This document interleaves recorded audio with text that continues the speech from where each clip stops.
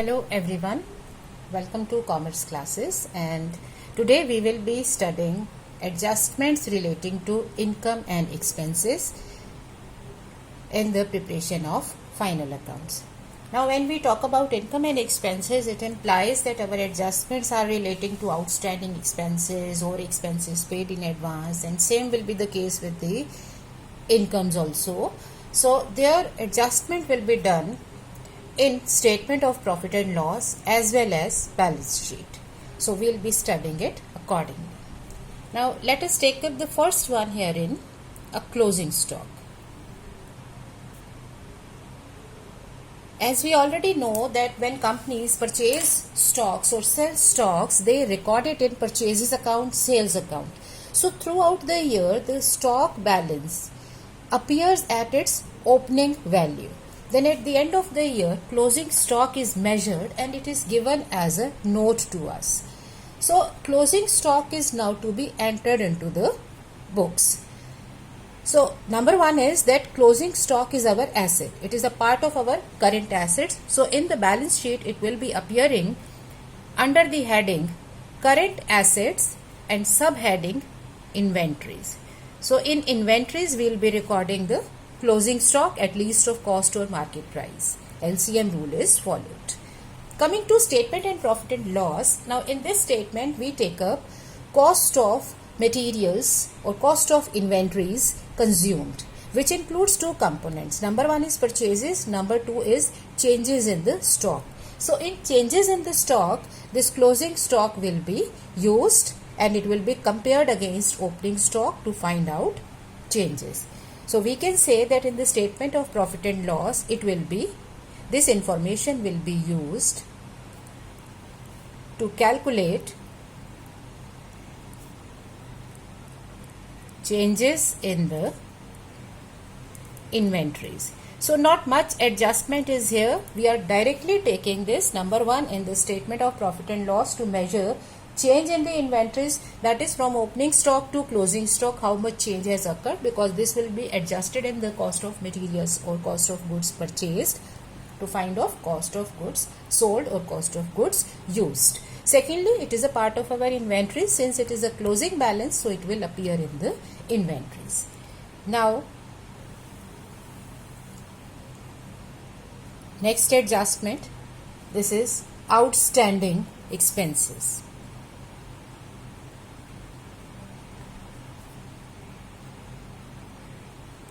Usually, companies keep on paying their expenses as and when these expenses are incurred or when the company is having cash. Then at the end of the year, they find out how much amount is outstanding or paid in advance for different categories of expenses. So we may have outstanding expenses for some categories, expenses paid in advance for certain categories. So when outstanding expenses are given, it means it is a part of current year expenses which haven't been paid. So it is a kind of liability for the business.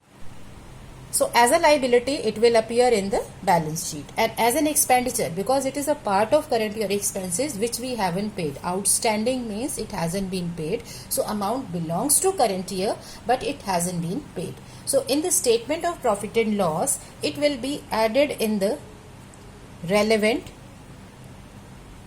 expense. So if it is outstanding salary, it will be added in the salaries. If it is outstanding wages, added in the wages. Outstanding audit fee, added in the audit fee. And as it is not being paid, so it's a liability. So in the balance sheet, it will appear under the heading current liabilities, subheading other current liabilities. So in this subheading, it will be shown. Now herein one thing we must take care of when we are recording outstanding expenses, we must pay special attention to outstanding or accrued interest on loan or debentures. Because when a company has raised loan or debentures, then they have a specific rate of interest which is specified along with the terms, and company is to pay interest on that basis. However, the payment might not be equal to the amount accrued during the year. So since rate has already been mentioned, so usually outstanding interest or accrued interest is not given as an additional information. But that rate itself implies that we are to calculate outstanding amount on our own. So suppose you are given that the company is having 10% debentures of the amount of 1 lakh, which implies their interest should be 10,000. You have 10% debentures of 1 lakh rupees. So 10% of the debentures par value, your interest is coming out to be 10,000. So now you are to compare it with the interest actually paid. So if you have paid 10,000, it means there is no outstanding amount. But if you have paid say 8,000 in a particular year, it means out of 10,000 you have paid 8,000, so 2,000 is outstanding or accrued. So that 2,000 will be added. So while recording finance cost, that is interest on debentures, we will be taking up 8,000 as paid and 2,000 as outstanding. So total 10,000 will be reported here and 2,000 will be reported in the balance sheet as other current liability. So the point here is that in case of debentures or loan, outstanding amounts or accrued amounts won't be given specifically. It won't be given separately, but it is for us to find out the amount based on the rate. Right? Now just like expenses are outstanding, some expenses can be paid in advance also. This usually happens in case of insurance policies or tax payments, because you need to pay taxes in advance. So when expenses are paid in advance, it means that you have paid them for the next year. Advances belong to next year, outstanding belongs to current year, right? So you have already paid it in advance. It means that your expenses which you are given in the trial balance, they include this payment. So it must be subtracted from relevant expense. So if you are given say salary of 20,000 in the trial balance, and additionally we are given that 5,000 salaries have been paid in advance, right? You have salary of 20,000. Additional information says that prepaid salary or salary paid in advance for next year is 5,000. It means while recording salary expense, we will be having 20,000 salary paid less 5,000 paid in advance for next year. So our expense of the year will be 15,000. And since you have paid this in advance, it means it becomes our asset. So it will appear in the current assets under the category other current assets. Next is accrued income or outstanding income. So you may have some income which is outstanding, which you haven't yet received. Maybe that you have given a part of your premises on rent and you have received rent of say 20,000. Then at the end of the year, when you calculated the actual amount of rental income, we find that 8,000 of rental income hasn't yet been received. So if outstanding income is given, since it's a part of current year income, it's a different thing that you haven't received it, but it's a part of your current year income. So it should be added in the relevant income. And as it is outstanding in this year, so you are likely to receive it in the coming year, so it becomes your asset. Anything which is going to give us benefit in the coming year, either monetarily or otherwise, is our asset. Here in this case, you are going to get this in money next time. So it is your asset. So it will come under current assets category, subcategory, other current assets. So you can easily see that in a given question, if you have outstanding expenses or incomes, then you will be having this subcategory, other current assets or other current liabilities, while making the balance sheet. Now here also, if you have any investments, so interest or dividend on investments must be given special attention. Whenever in investments rate of interest is mentioned, then our question is not going to give us outstanding interest or outstanding dividend income on investment. It is now for us to determine the amount. Suppose your question says that you have investment into 10% bonds of some company.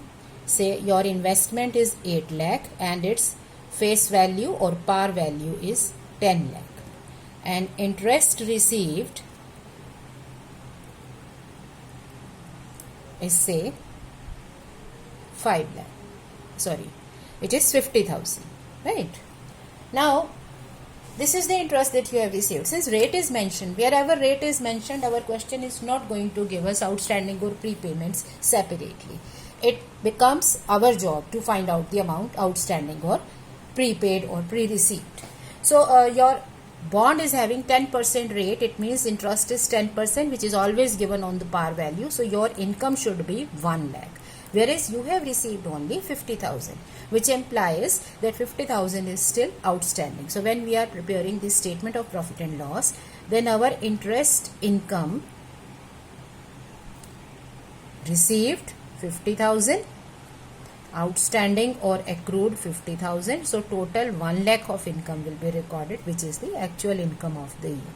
And since this is the amount that you haven't got, so other current assets will include accrued interest on investment. Right? Now, you may have some incomes received in advance also. It means this is the income that you have received for the next year. So, in next year, you will have to give the services without getting anything because you have already got that income. Right? So, this has been received for the next year. It doesn't belong to current year. So, it should be subtracted from relevant income. And since in the next year we are going to provide the services without getting anything, so it is a part of our liabilities because we are going to provide our services. Right? So, it's current liabilities under the subcategory other current liabilities. So, it should be written there.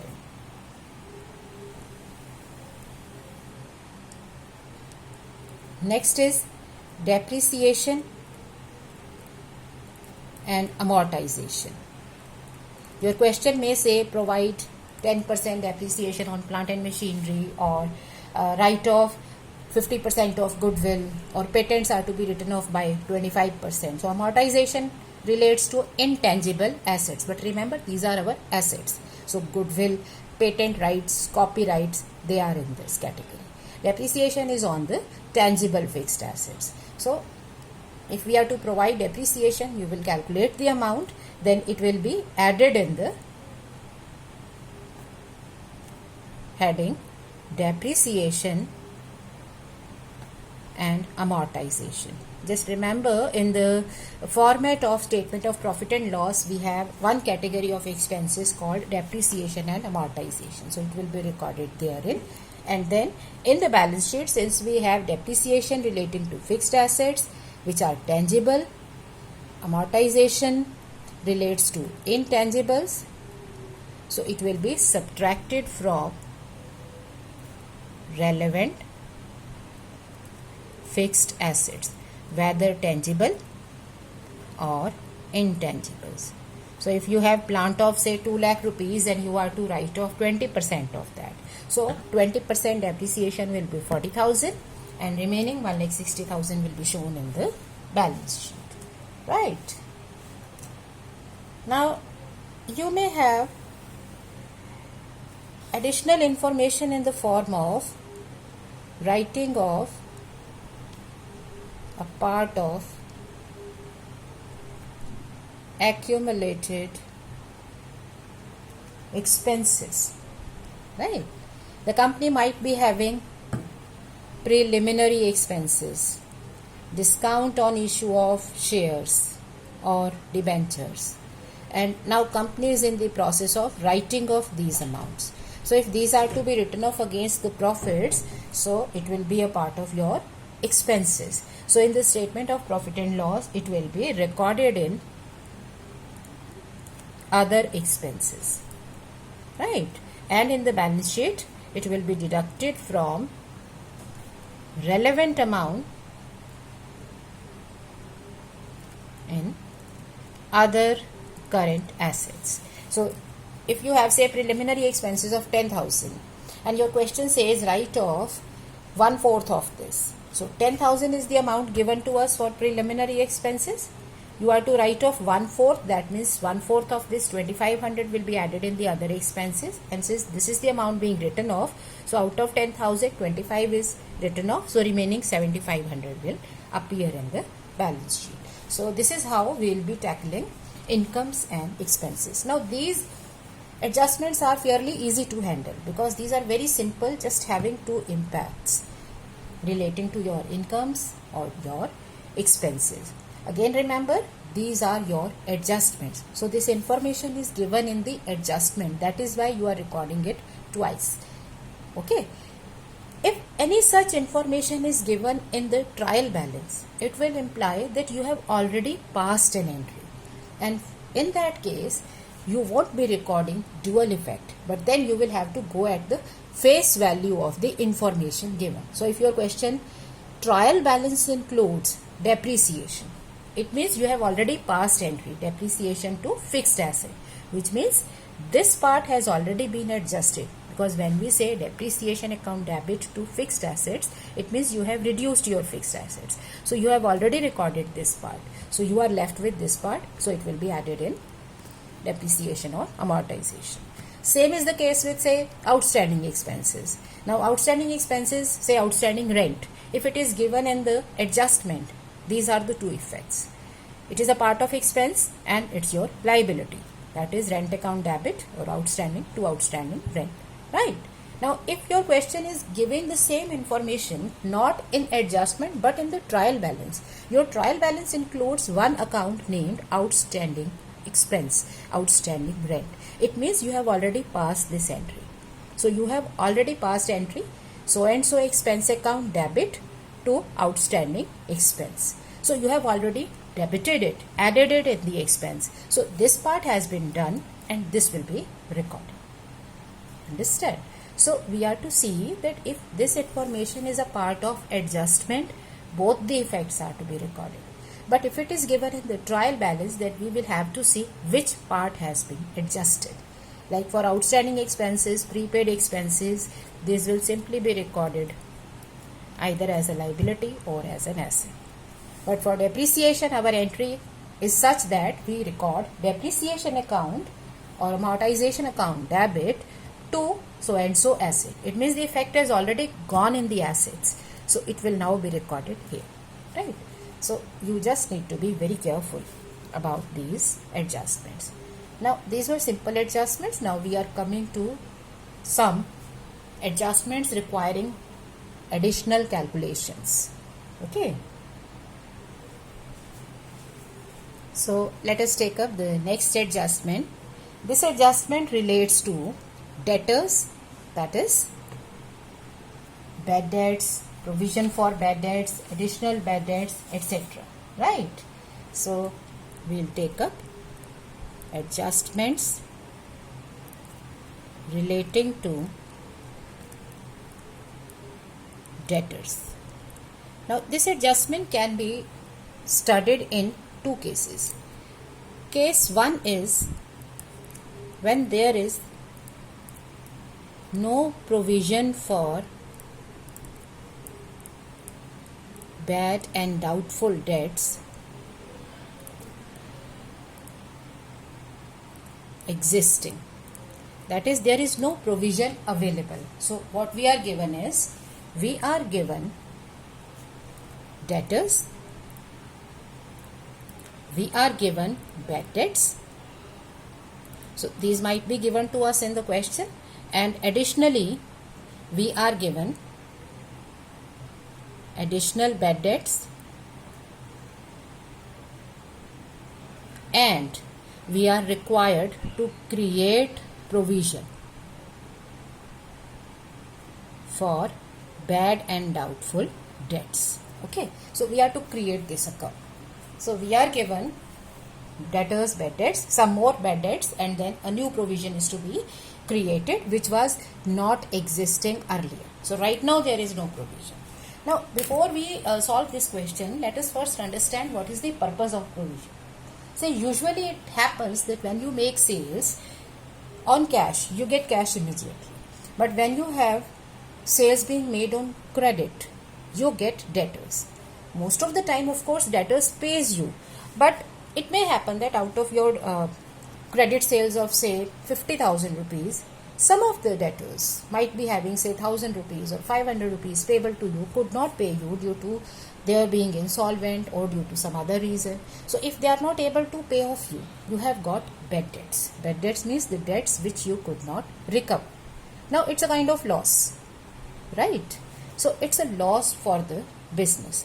So it must be recorded in other expenses while calculating the profit, and it should be deducted from our debtors. When we have bad debts, our entry is bad debts account debit to debtors account. It reduces our debtors and your bad debts are created, which are then recorded in the other expenses or deducted from your income to calculate actual income of the company. And this is what happens usually. So what we are supposed to do here in this case is, suppose your debtors were 50,000 and you have bad debts of 4,000, right? Your question further says that additional bad debts are to be provided. Say you have additional bad debts of 8,000.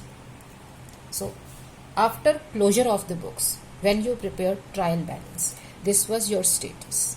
And now when you are preparing final accounts, you have found that you have additional bad debts of 8,000. That is, there is 8,000 rupees of amount which we cannot recover. We have just got to know about it. So it hasn't been accounted. That is why it is coming in additional information. Secondly, since businessman knows that there is going to be some amount as bad debts year after year, so why not provide for the same, right? So you know that this year you have 8,000 plus 4,000, 12,000 rupees of bad debts. Next year also it is going to happen. So why not create a provision for the same? So now he wants that create a provision at the rate of say 10%. Now this is a provision for bad and doubtful debts. That means for those debts which are doubtful, right? So it will be created only for the doubtful debts, for which we are not certain. Now when you are to record the additional bad debts, your entry should be bad debts account debit to debtors account, right? So bad debts will be added in your existing bad debts, but it will be subtracted from your debtors. So it should be recorded like this. Bad debts imply that now you have more bad debts. Your total bad debts of the year are now 4,000 plus 8,000, and your debtors have now been reduced to 50,000 minus 8,000, that is 42,000. This is the amount of debt you have right now. Okay, so we can pass entry for this. Secondly, we are to create provision. So in order to create provision, this provision is to be created for the bad debts on debtors. So what is the amount of debt is available to you? Right now, you have 50,000 minus 8. You have 42,000 rupees of debtors available. So when you are to create provision, it will be 10% of 42,000, that is 4,200. So now you want to create provision 4,200. Okay. So how will you adjust it in this statement? Now in the statement of profit and loss, in other expenses, you will be recording both the things. So you have bad debts, your original bad debts plus fresh bad debts. So 12,000. So total bad debts will be recorded, and you are to create a provision. So that is 4,200. So a total 16,200 as an expenditure will be recorded.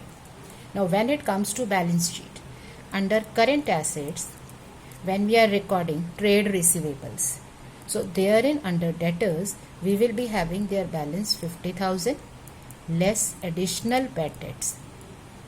Mind it, we are just recording 8,000 here. Your total bad debts are 12,000, but out of 12,000, 4 was entered. It was recorded. We don't need to record it again. So it is only 8,000 for which we are to pass the entry. So we'll record it. So now we are left with 42,000 less provision for bad debts. So we are left with 37,800. So this amount will be reported in the balance sheet. Okay. So this is how we record bad debts and provision for bad debts. So when there is no provision available, like you see, Here in this case, earlier there was no provision, but now you want to create it. Now understand what is the purpose of this provision. Because by experience you know that there are going to be bad debts. So the debtors of this year must be secured, or they must be adjusted for their provisions within this year only. So what will happen, next year you already have a provision. So at that time, while recording your bad debts, you don't need to adjust them against your profits directly, because you have already created a provision for this year. Now continue this under second case. Suppose there is provision for bad and doubtful debts available.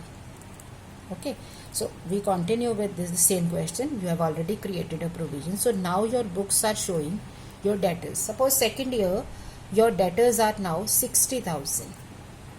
You have some bad debts. So this year you have bad debts of 5,000 and you have provision for bad and doubtful debts available to you 4,200. Okay, so additional information says, say you have additional bad debts 6,000, and it further says that this time create provision for bad and doubtful debts at the rate of 10%. Say, now what will be the position here? You pass entry for the same. Your entry is still the same. Bad debts account debit to debtors. That means your bad debts, earlier this was 5,000. Now when you have more bad debts, amount of bad debts is increased. But your debtors which were available in the books at 60,000 are now being reduced. Right? Because out of 60,000, we know that 6,000 we cannot recover right now. Now, your debtors stands at 54,000. Your bad debts total stands at 11,000. Okay. Now it says create provision for bad and doubtful debts. So this provision will be 10% of the debtors available. So your debtors are 54,000. So you will create provision for 5,400. Now coming to your statement in the other expenses. Now what is the situation here? You still have same bad debts. You have bad debts of 5,000 plus additional bad debts of 6,000, 11,000. Right? But this time you don't need to record the total in your statement. Reason being, to cancel this loss, you already have a provision. Last year you created a provision to match up this loss.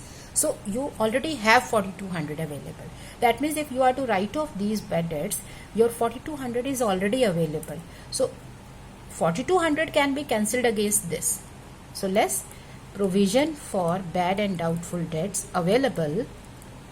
So this will be used to cancel the bad debts partly. Okay, but 6,800 is still there because you provided for 4,200, but your actual bad debts increased up to 11,000. It means you need to provide more. So 6,800 will now be treated as expense, right? And the provision for bad and doubtful debts that you are to create for current year is still the same. This you are to create. So 12,200 will be your expense in this year.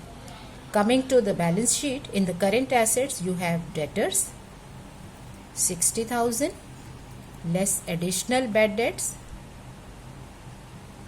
okay, 6,000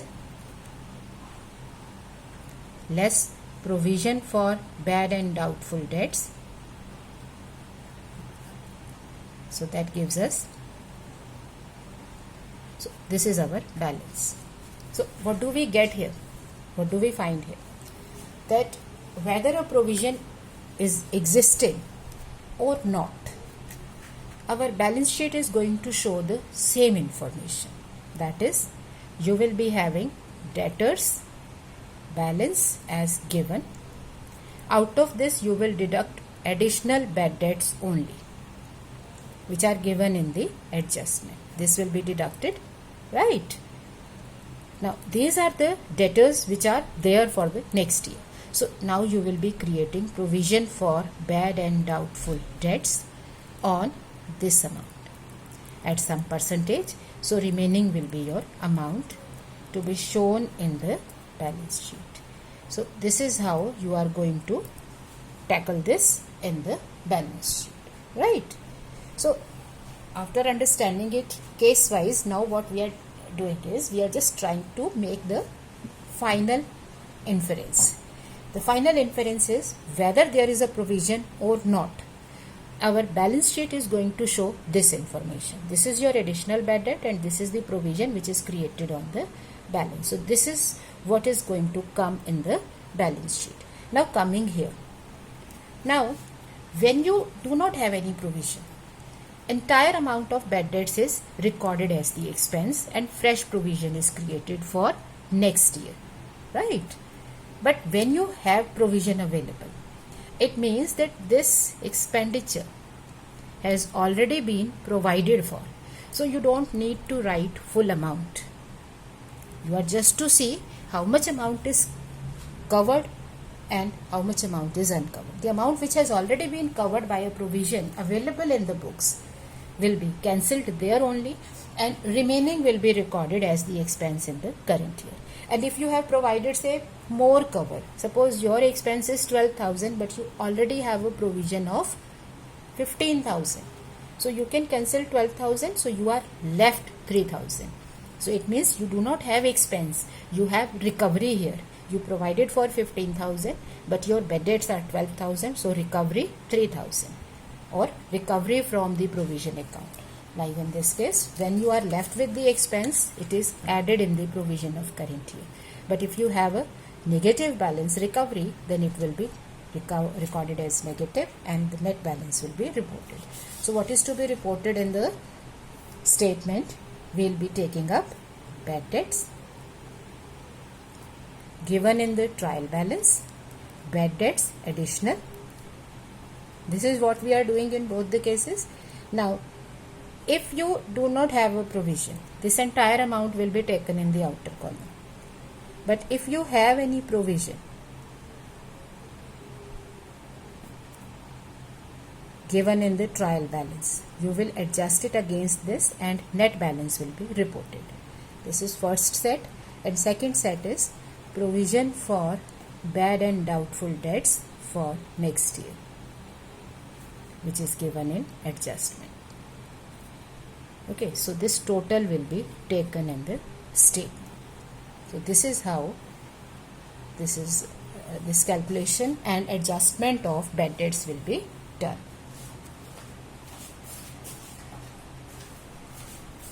So while adjusting for bad debts and provisions, remember it doesn't matter whether we have a provision existing or not in our balance sheet. We'll simply be taking up debtors, we'll deduct additional bad debts because these are not accounted. Then you will create provision on the balance for the next year. But when it comes to statement of profit and loss, we'll add up both the losses, that is bad debts available in the trial balance plus bad debts given as additional. Now, this is the total loss. If you have already provided for the same, then you will see how much cover is available and only balance will be adjusted in the statement, right? So if you have provided more, then you will be having a recovery which will be shown as a negative balance. If you have provided lesser, then you need to charge it, so that will be written as a positive balance, as we see here. 11,000 was your total bad debts, your provision was covering it up to the extent of 4,200, so remaining is now to be charged.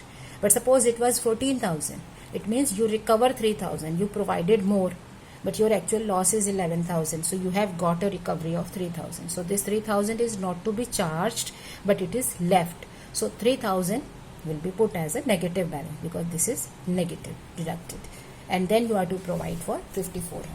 In other words, we can say that out of 14,000, 11,000 got cancelled, so we are still having 3,000 of provision available. So if we are to create 5,400, we still have 3,000, so we just need 2,400 more to make it 5,400.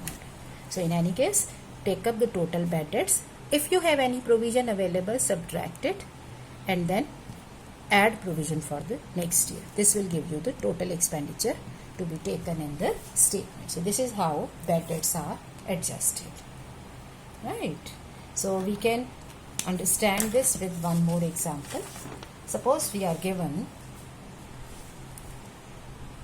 debtors 1 lakh, bad debts 10,000, additional bad debts 8,000, create provision for bad and doubtful debts. Now, in order to understand this question, we will first start with the balance sheet. So what will happen in balance sheet? We have debtors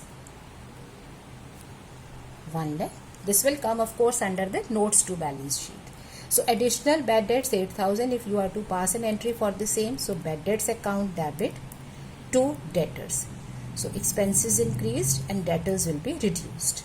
Okay, so we are to deduct additional bad debts 8,000. We are left with 92,000. So now create a provision for bad and doubtful debts at the rate of 10%. So 10% of this 9,200. Okay. So 82,800 will be the amount of debtors which will come in the balance sheet. Now if we take up the second case, it is similar. You have debtors same 1 lakh, bad debt same, additional bad debt same, provision same. The only difference is that now we have a provision for bad debts already available. Okay. So while calculating the balance for balance sheet, it doesn't really matter because this is for covering this loss.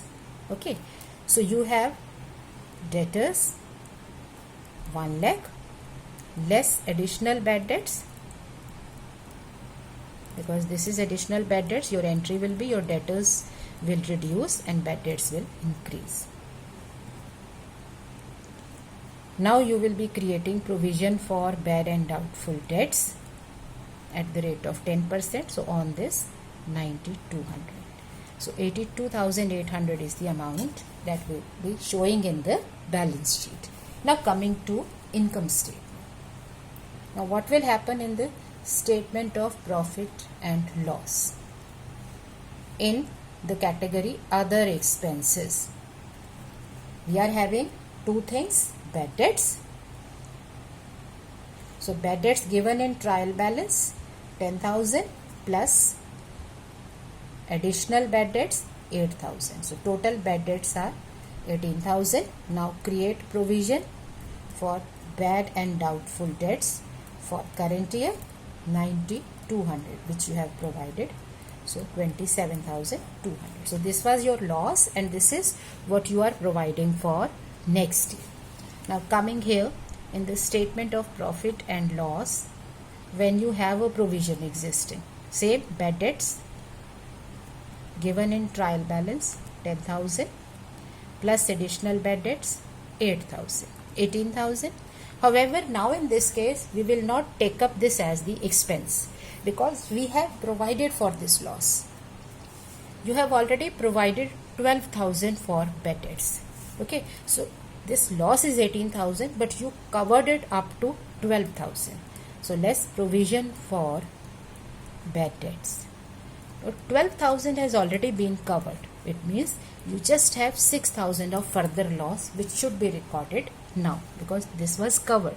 Whenever we have a provision for some losses or expenses, it means we are covering those expenses. So you have a cover of 12,000. So you are just to cancel 6,000 now. But provision for bad and doubtful debts for current year, I mean for the next period, is to be provided, which we have already calculated. So we'll now be having 15,200 as the expenditure in this case.